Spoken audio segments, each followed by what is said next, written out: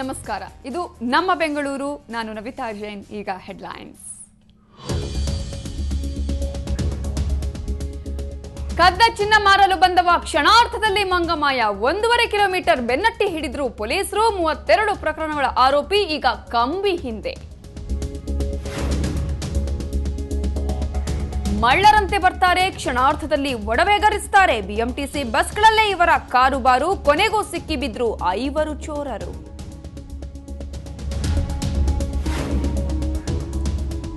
High school ವಿದ್ಯಾರ್ಥಿಗಳ ಉಪಟಳಕ್ಕೆ ಬೇಸತ್ತ ಮುಖ್ಯ ಶಿಕ್ಷಕ. ಆತ್ಮಹತ್ಯೆ ಮಾಡಿಕೊಳ್ಳೋದಾಗಿ ನೋಟ್ ಬರೆದಿಟ್ಟು ನಾಪತ್ತೆ. ಆತಂಕದಲ್ಲಿದೆ ಶಿಕ್ಷಕನ ಕುಟುಂಬ.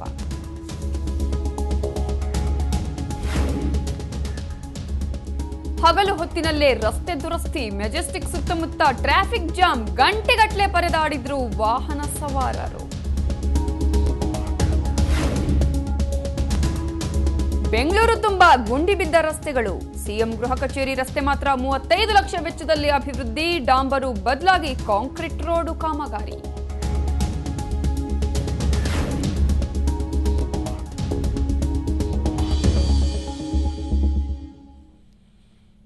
ಎಐಸಿಸಿ ಅಧಿನಾಯಕಿ ಯುಪಿಎ ಅಧ್ಯಕ್ಷೆ ಸೋನಿಯಾ ಗಾಂಧಿ ಅನಾರೋಗ್ಯದಿಂದ ದೆಹಲಿಯ ಏಮ್ಸ್ ಆಸ್ಪತ್ರೆ ಸೇರಿದ್ದಾರೆ.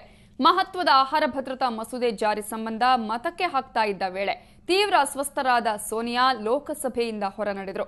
ಕಳೆದ ರಾತ್ರಿಯಿಂದ ತೀವ್ರ ಜ್ವರದಿಂದ ಬಳಲ್ತಾ ಇರುವ ಸೋನಿಯಾ ಗಾಂಧಿ ಪುತ್ರ ರಾಹುಲ್ ಗಾಂಧಿ ಹಾಗೂ ಕುಮಾರಿ ಸೆಲ್ಜಾ ಅವರ ಸಹಾಯದಿಂದ ಆಸ್ಪತ್ರೆಗೆ ತೆರಳಿದ್ರು.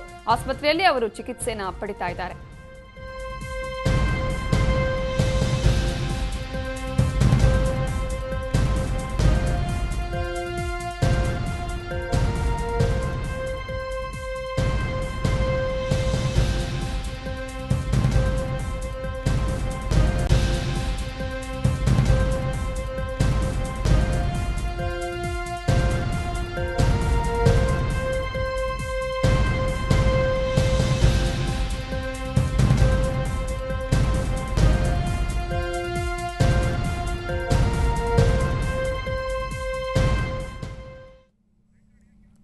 ಇವತ್ತು ಬಹಳ ಮುಖ್ಯವಾದಂತಹ ಒಂದು ಆಹಾರ ಭದ್ರತಾ ಮಸೂದೆಗೆ ಮಂಡನೆಗೆ ಮತದಾನವನ್ನು ಕೂಡ ಮಾಡುವಂತಹ ಅವಕಾಶ ಇತ್ತು. ಈ ಸಂದರ್ಭದಲ್ಲಿ ಎಐಸಿಸಿ ಅಧ್ಯಕ್ಷೆ ಸೋನಿಯಾ ಗಾಂಧಿ ಅವರು ತೀವ್ರ ಅಸ್ವಸ್ಥರಾಗಿದ್ದಾರೆ.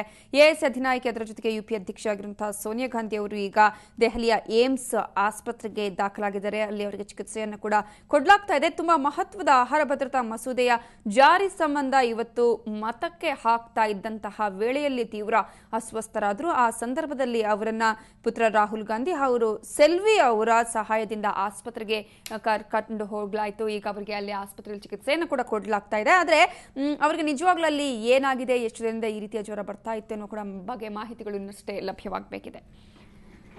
ಈ ಬಗ್ಗೆ ಮಾಹಿತಿ ಕೊಡೋದಕ್ಕೆ ನಮ್ಮ ಜೊತೆ ಈಗ ಪ್ರಶಾಂತ್ ನಾಥ್ ದೆಹಲಿಯಿಂದ ಫೋನ್ ಸಂಪರ್ಕದಲ್ಲಿದ್ದಾರೆ. ಪ್ರಶಾಂತ್ ನಾಥ್, ಆಕ್ಚುಲಿ ಅಲ್ಲಿ ಏನಾಯ್ತು?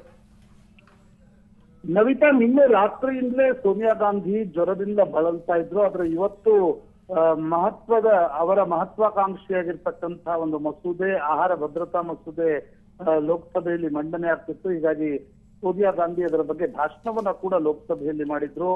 ತೀವ್ರ ಜ್ವರದಿಂದ ಸೋನಿಯಾ ಗಾಂಧಿ ಬಳಲ್ತಾ ಇದ್ರು ಅಂತಕ್ಕಂತ ಹೇಳಲಾಗ್ತಿದೆ. ಆದ್ರೆ ವೈರಲ್ ಫೀವರ್ ಅವರಿಗೆ ಇದೆ.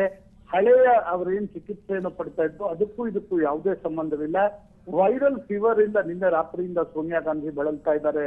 ಆ ಕಾರಣದಿಂದ ಅವರನ್ನ ತಕ್ಷಣ ಏಮ್ಸ್ ಆಸ್ಪತ್ರೆಗೆ ದಾಖಲಿಸಲಾಗಿದೆ. ಏಮ್ಸ್ ಆಸ್ಪತ್ರೆಯ ಐಸಿಯು ವಿಭಾಗದಲ್ಲಿ ಸೋನಿಯಾ ಗಾಂಧಿ ಅವರಿಗೆ ಚಿಕಿತ್ಸೆ ನೀಡಲಾಗ್ತಾ ಇದೆ ಅಂತಕ್ಕಂಥದ್ದನ್ನ ಏಮ್ಸ್ ಆಸ್ಪತ್ರೆಯ ವೈದ್ಯಾಧಿಕಾರಿಗಳು ಸ್ಪಷ್ಟಪಡಿಸಿದ್ದಾರೆ.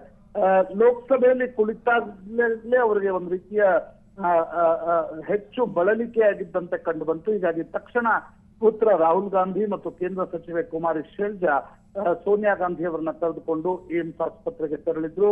ಅವರಿಗೀಗ ಐಸಿಯು ವಿಭಾಗದಲ್ಲಿ ಚಿಕಿತ್ಸೆಯನ್ನು ನೀಡಲಾಗ್ತಾ ಇದೆ. ನಾಳೆವರೆಗೆ ಸೋನಿಯಾ ಗಾಂಧಿ ಆಸ್ಪತ್ರೆಯಲ್ಲಿ ಇರಲು ವೈದ್ಯಾಧಿಕಾರಿಗಳು ಶಿಫಾರಸು ಮಾಡಿದ್ದಾರೆ. ನಮಿತಾ ಪ್ರಶಾಂತ್, ಹಾಗಾಗಿ ಈಗಾಗಲೇ ಐಸಿಯು ಅಲ್ಲಿ ಇರೋದ್ರಿಂದ ಅವರ ಕಂಡೀಷನ್ ಬಗ್ಗೆ ಏನಾದರೂ ವೈದ್ಯರು ಏನಾದರೂ ಹೇಳ್ತಾ ಇದ್ದಾರೆ? ಯಾಕಂದ್ರೆ 24 ಅವರ್ಸ್ ಅಲ್ಲಿ ಅಬ್ಸರ್ವೇಷನ್ಗೆ ಇಡುವಂತಹ ಚಾನ್ಸಸ್ ಕೂಡ ಇರುತ್ತೆ. ಸೊ ಏನಾದರೂ ಅಬ್ಸರ್ವೇಷನ್ ಬಗ್ಗೆ ಅಥವಾ ಏನಾದರೂ ಕಂಡೀಷನ್ ಬಗ್ಗೆ ಹೇಳುವಂತಹ ಚಾನ್ಸಸ್ ಇದೆಯಾ ವೈದ್ಯರು ಅಲ್ಲಿ? ತಕ್ಷಣಕ್ಕೆ ಏಮ್ಸ್ ನ ಐಸಿಯು ವಿಭಾಗದಲ್ಲಿ ಅವರಿಗೆ ಚಿಕಿತ್ಸೆಯನ್ನು ನೀಡಲಾಗ್ತಾ ಇದೆ. ಸಿಂಪಲ್ ವೈರಲ್ ಫೀವರ್ ಇದೆ ಅಂತಕ್ಕಂಥದ್ದು ಪ್ರಾಥಮಿಕ ಹಂತದಲ್ಲಿ ಏಮ್ಸ್ ಆಸ್ಪತ್ರೆಯ ವೈದ್ಯಾಧಿಕಾರಿ ತಿಳಿಸ್ತಾ ಇದ್ದಾರೆ. ನಾಳೆಯವರೆಗೆ ಸೋನಿಯಾ ಗಾಂಧಿಯವರು ಆಸ್ಪತ್ರೆಯಲ್ಲೇ ಇರಬೇಕು ಅಂತಕ್ಕಂಥದ್ದನ್ನ ಕೂಡ ತಿಳಿಸಲಾಗಿದೆ. ನಿನ್ನೆ ರಾತ್ರಿಯಿಂದ ವೈರಲ್ ಫೀವರ್ ಇತ್ತು, ಆದ್ರೆ ಬೆಳಿಗ್ಗೆಯಿಂದ ಕೂಡ ಸತತವಾಗಿ ಲೋಕಸಭೆಯ ಕಲಾಪಗಳಲ್ಲಿ ಸೋನಿಯಾ ಗಾಂಧಿ ಭಾಗವಹಿಸುತ್ತಿದ್ರು.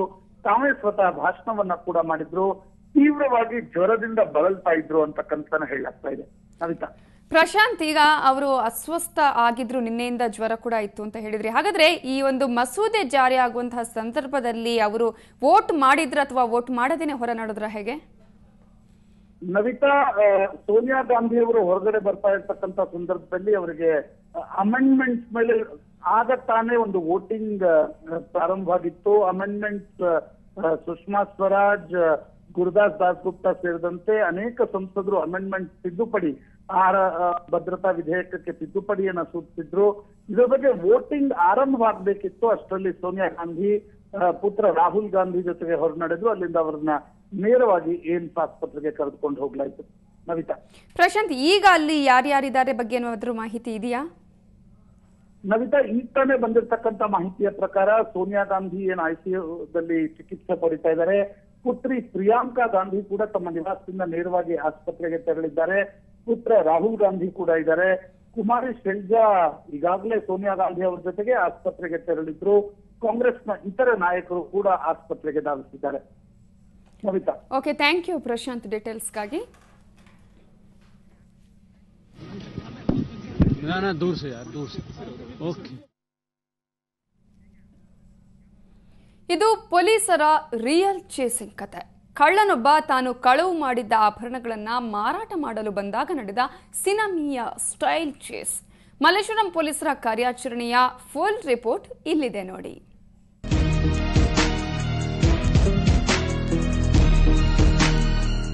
ಮಲ್ಲೇಶ್ವರಂನಲ್ಲಿರೋ ಸ್ವಾಗತ್ ಜ್ಯುವೆಲರಿ ಇದು. ಈ ಅಂಗಡಿಗೆ ಇವತ್ತು ಬೆಳಗ್ಗೆ ಗಿರಾಕಿಯೊಬ್ಬ ಬಂದಿದ್ದ. ಬ್ಯಾಗ್ನಲ್ಲಿದ್ದ ಒಂದಷ್ಟು ಬಂಗಾರ ಮತ್ತು ಬೆಳ್ಳಿಯನ್ನ ತೋರಿಸಿ ಇದಕ್ಕೆಲ್ಲ ಎಷ್ಟು ಬಂದ್ರೆ ಅಷ್ಟು ಕೊಡಿ, ಡಿಮ್ಯಾಂಡ್ ಮಾಡಲ್ಲ ಅಂತ ಹೇಳಿದಾನೆ. ಈತನ ಬಗ್ಗೆ ಅನುಮಾನಗೊಂಡ ಮಾಲೀಕರು ಮಲ್ಲೇಶ್ವರಂ ಠಾಣೆಯ ಸಬ್ ಇನ್ಸ್ಪೆಕ್ಟರ್ ಶ್ರೀನಿವಾಸ್ಗೆ ಕರೆ ಮಾಡಿದ್ದಾರೆ. ಅವರು ಬರುವಷ್ಟರಲ್ಲಿ ಆತ ಎಸ್ಕೇಪ್.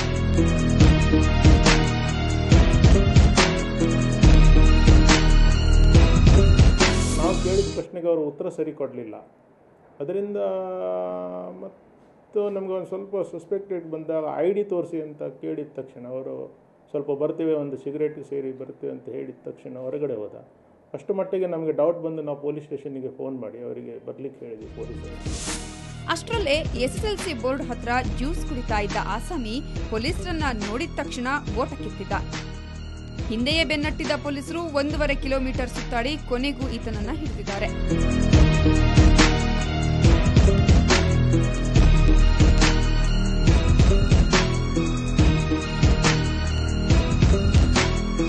ಕಳ್ಳನ ಹಿಡೀರಿ ಅಂತೇಳಿ ಜನ ಎಲ್ಲ ಅಟ್ಸ್ಕೊಂಬಂದರು.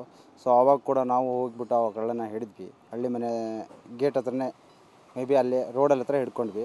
ಹಿಡ್ಕೊಂಡ ತಕ್ಷಣ ಹಿಂದ್ಗಡೆ ಪೊಲೀಸ್ನವರು ಬರ್ತಾಯಿದ್ರು, ಸಬ್ ಇನ್ಸ್ಪೆಕ್ಟ್ರು ಕೂಡ ಬರ್ತಾಯಿದ್ರು. ಸೊ ಎಲ್ಲರೂ ಸೇರಿ ಆ ಕಳ್ಳನ ಹಿಡಿದ್ಬಿಟ್ಟು ಮಲ್ಲೇಶ್ವರಂ ಠಾಣೆಗೆ ಒಪ್ಪಿಸಿದ್ವಿ.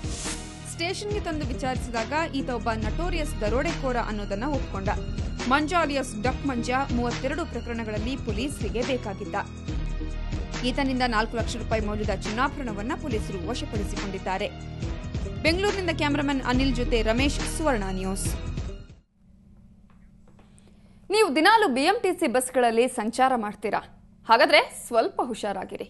ಯಾಕಂದ್ರೆ ನಿಮ್ಮ ಸುತ್ತಮುತ್ತಾನೇ ಇದ್ದು ನಿಮ್ಮ ಚಿನ್ನಾಭರಣ ಎಗರಿಸೋ ಜಾಲ ಬೆಂಗಳೂರಲ್ಲಿ ಸಕ್ರಿಯವಾಗಿದೆ. ಇಂತಹ 5 ಖದೀಮರು ಈಗ ಸಿಕ್ಕಿಬಿದ್ದಿದ್ದಾರೆ.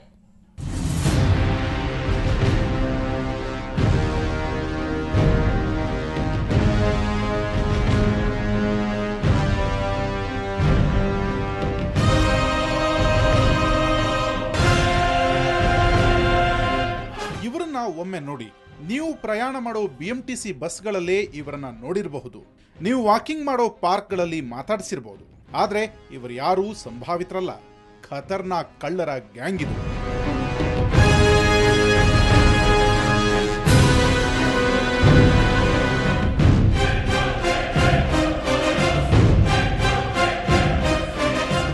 ಮಂಜ, ಚಲುವರಾಯ, ಧನೇಂದ್ರ ಮತ್ತು ರೇಖಾ ಹಾಗೂ ಸುಂದರಿ ಇವರೆಲ್ಲ ಮಂಡ್ಯ ಸುತ್ತಮುತ್ತಲಿನವರು.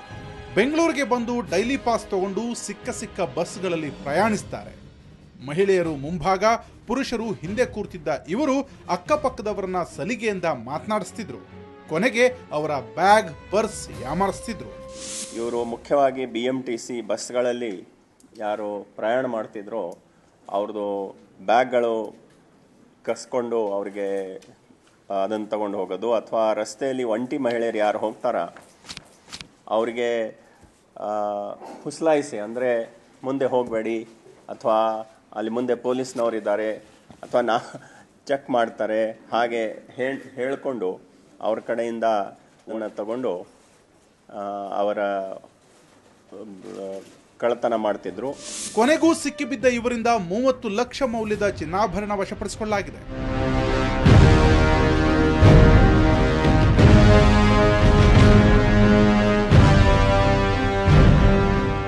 ಒಟ್ಟು 22 ಪ್ರಕರಣಗಳನ್ನು ನಾವು ಪತ್ತೆ ಮಾಡಿದ್ವಿ. ಇದರಲ್ಲಿ 1 kg 100 ಗ್ರಾಮು ಅಂದರೆ ಚಿನ್ನಾಭರಣಗಳನ್ನು ನಾವು ವಶಪಡಿಸಿಕೊಂಡು ಈಗ ಅವುಗಳನ್ನು ಮುಂದಿನ ತನಿಖೆ ಪ್ರಕ್ರಿಯೆಯಲ್ಲಿ ಅಳವಡಿಸಿಕೊಂಡು ಕಳ್ಕೊಂಡಿರ್ತಕ್ಕಂಥ ವ್ಯಕ್ತಿಗಳನ್ನು ಕರೆಸಿ ಅವರಿಗೆ ನ್ಯಾಯಾಲಯದ ಆದೇಶ ಪಡೆದು ವಾಪಸ್ ಕೊಡ್ತಕ್ಕಂಥದ್ದನ್ನು ನಾವು ಮಾಡ್ತಾಯಿದ್ದೀವಿ.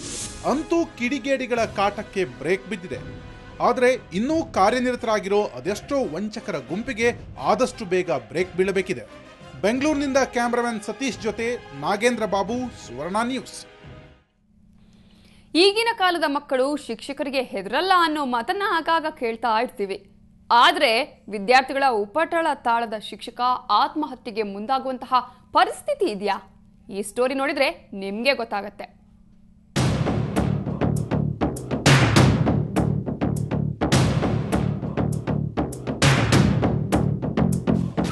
ಶಿಕ್ಷಕರು ಬೈದ್ರು ಅಂತ ಮಕ್ಕಳು ಶಾಲೆ ಬಿಡೋದನ್ನ ನೋಡಿದ್ದೇವೆ. ಕೆಲವು ಆತ್ಮಹತ್ಯೆಯಂತಹ ಘಟನೆಯನ್ನೂ ನೋಡಿದ್ದೇವೆ. ಆದರೆ ವಿದ್ಯಾರ್ಥಿಗಳು ವಿಪರೀತ ಗಲಾಟೆ ಮಾಡಿದ್ರು ಅಂತ ಮುಖ್ಯ ಶಿಕ್ಷಕರೇ ಡೆತ್ ನೋಟ್ ಬರೆದಿಟ್ಟು ಕಣ್ಮರೆಯಾಗೋದನ್ನ ಕೇಳಿದ್ರ?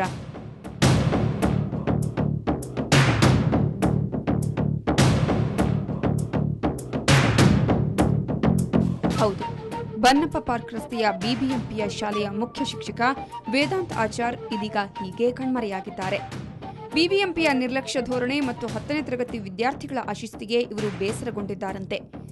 ಶ್ರೀರಂಗಪಟ್ಟಣದ ಕಾವೇರಿ ನದಿಯಲ್ಲಿ ಆತ್ಮಹತ್ಯೆ ಮಾಡಿಕೊಳ್ಳುವುದಾಗಿ ಪತ್ರ ಬರೆದಿಟ್ಟು ಮೊಬೈಲ್ ಸ್ವಿಚ್ ಆಫ್ ಮಾಡಿ ಕಣ್ಮರೆಯಾಗಿದ್ದಾರೆ.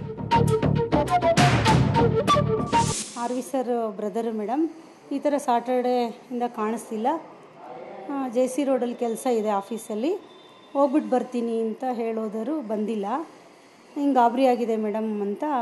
ಏನಾದರೂ ಸ್ಕೂಲ್ನಲ್ಲಿ ಲೀವ್ ಲೆಟ್ರೋ ಏನಾದ್ರು ಬರೆದಿಟ್ಟಿದ್ದಾರಾ ಸ್ವಲ್ಪ ನೋಡಿ ಮೇಡಮ್ ಅಂದರು.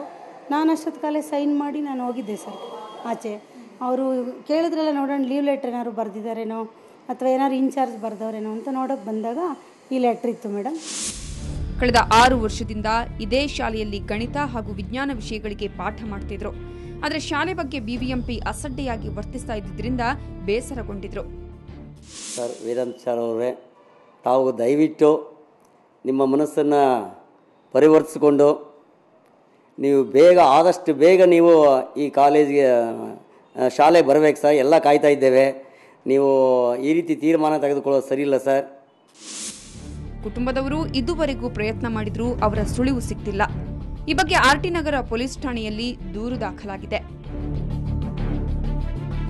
ಬೆಂಗಳೂರಿನಿಂದ ಕ್ಯಾಮರಾಮನ್ ಮಂಜುನಾಥ್ ಜೊತೆ ಮಮತಾ ಮತ್ತು ರವಿ, ಸುವರ್ಣ ನ್ಯೂಸ್. ಈಗ ಒಂದು ಚಿಕ್ಕ ಬ್ರೇಕ್ ಆದ್ಮೇಲೆ ಮತ್ತೆ ನಮ್ಮ ಬೆಂಗಳೂರು.